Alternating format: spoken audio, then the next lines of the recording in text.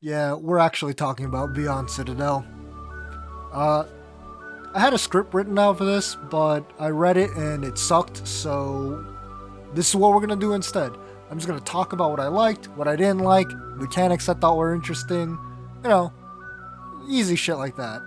For sure, the biggest draw for me was the gun mechanics, if that's what you would call them. Uh, how you would load, unload, and reload all the guns, how you'd clear jams, just how each gun would flow slightly differently, or how some guns you would just, anytime you reloaded, would drop all the ammo. I think the revolver did that.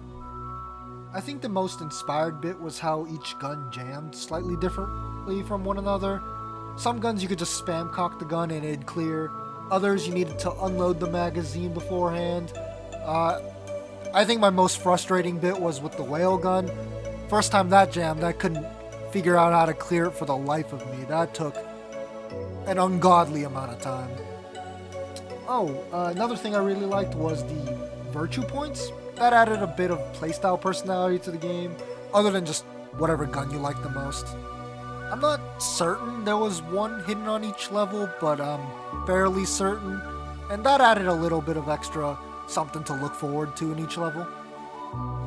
As for something I wish was a bit more in depth, would be the weapon upgrades. Most of them were fairly minor stuff like bigger magazine or a scope, but then some were just like flat more damage. It's kind of no-brainer for those, and I think there could have been a lot more done with it. The alt fires on some of the guns were really fun. I like that a lot.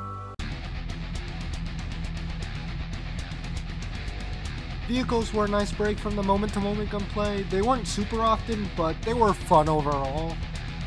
Although the controls leave a lot to be desired. Honestly, I was surprised by the variety. They were more than just variations of tanks, which was nice.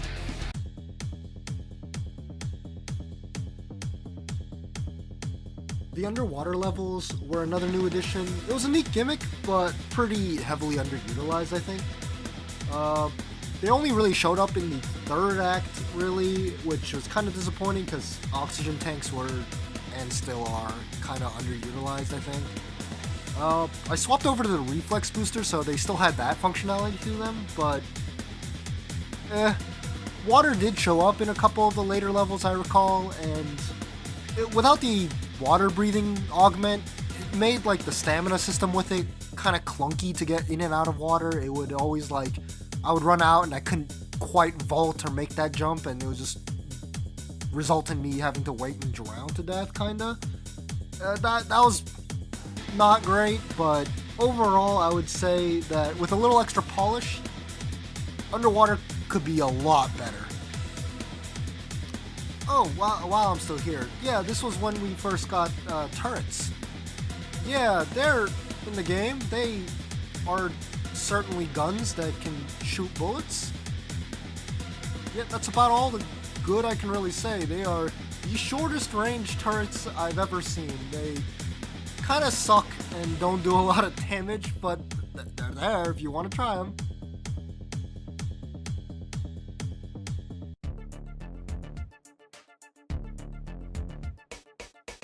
I think Act 4 was when the game actually started to bring some difficulty.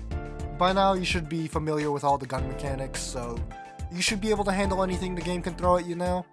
It also has pretty much finished introducing all the new basic mechanics, so you can get familiar with it. You can get a little bit of playstyle customization, and a pretty wide variety of guns by now.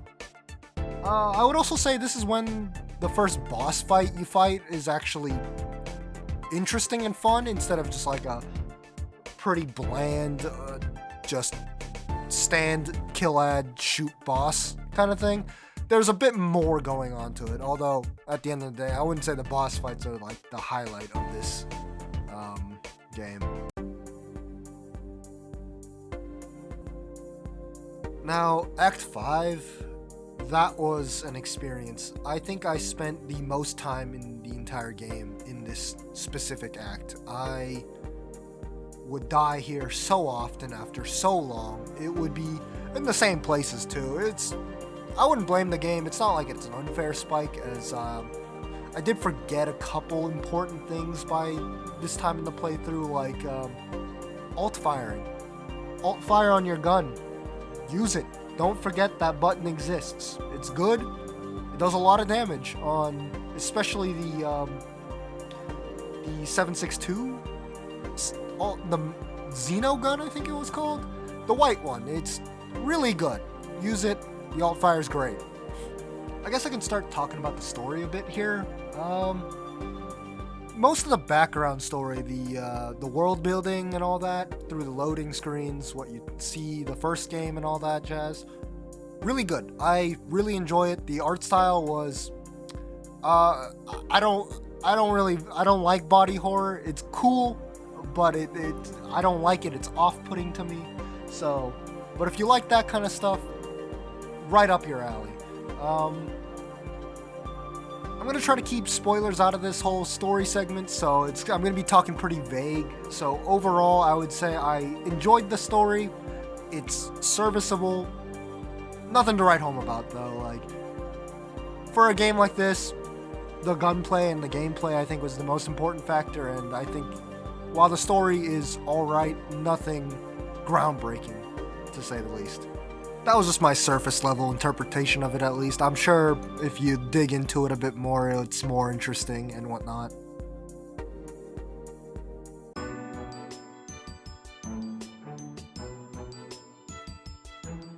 Act 6 kind of just flew by. Not much I can really talk about here other than just like generic, yeah, it was good.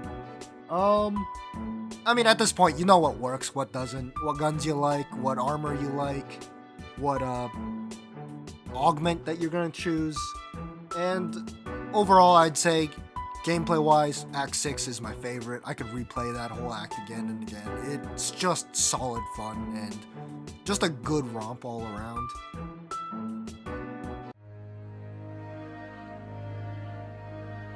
Beyond Citadel is just a solid experience throughout. Not really any huge complaints, and any I can really think of right now are just kind of minor nitpicks, which doesn't matter in the end. Music's fantastic. Love the OST. It's what actually got me into the series. Just some random YouTube video recommendation, and yeah, worth it all. Great. Gameplay's tight. It's not going to be infinitely replayable, but I mean, whatever. If you're a fan of like classic marathon or anything like boomer shooter genre, I would say definitely give it a shot. It's just fantastic, honestly. I would say personally just try out the first game. If you like it, get the sequel. They're not super long games, so it just gives you a fun couple nights at the worst, you know?